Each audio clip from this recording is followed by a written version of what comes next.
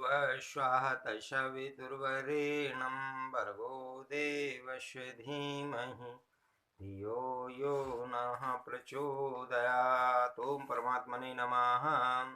तंत्रो मात्रो भवेदेव पटो यदुच्चारतः आत्मतंत्रमात्रमेव वेदं तद्विश्वम् विचारितम। तंतु मात्रा माने तंतु मात्र भवेत माने होता है, एव ही पटो माने वस्त्र, यद्दत माने जैसे, आत्मतंत्र मात्रम आत्मसत्ता मात्र, एव माने ही, इदम माने यह, तद माने उसी तरह, विश्व माने यह संसार विचारतम प्रतीत होता है। विचार पूर्वक देखने पर जैसे वस्त्र धागों के तानों बानों का ही समग्र रूप होता है, वैसे ही विचार करने पर इस संसार में परमात्मा से भिन्न और कुछ भी नहीं है। तंतुओं के बिना जिस प्रकार वस्त्र की सत्ता नहीं है, उसी प्रकार आत्म सत्ता को इस संसार में से निकाल लेने पर संसार अस्तित्वहीन हो जाता है। राजा जनक अपने आत्मबोध की स्थिति में आत्मा और सृष्टि की एकता की अनुभूति कर रहे हैं।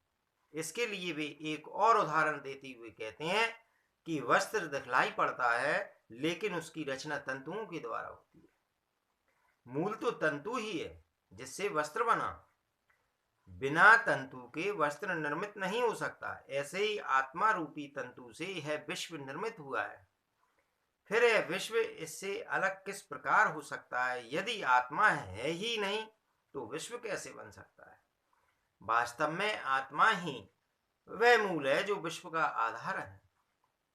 फिर दोनों को अलग अलग कैसे किया जा सकता है? अलग अलग कैसे कहा जा सकता है? वैज्ञानिक इस मूल तत्व को विद्युत कहते हैं, लेकिन विद्युत जड़ शक्ति है और आत्मा चैतन्य है। यह विद्युत भी चैतन्य आत्मा की ही शक्ति है। मूल तत्व विद्युत नहीं है, वही चैतन्य आत्मा है और उसी का संपूर्ण विस्तार है।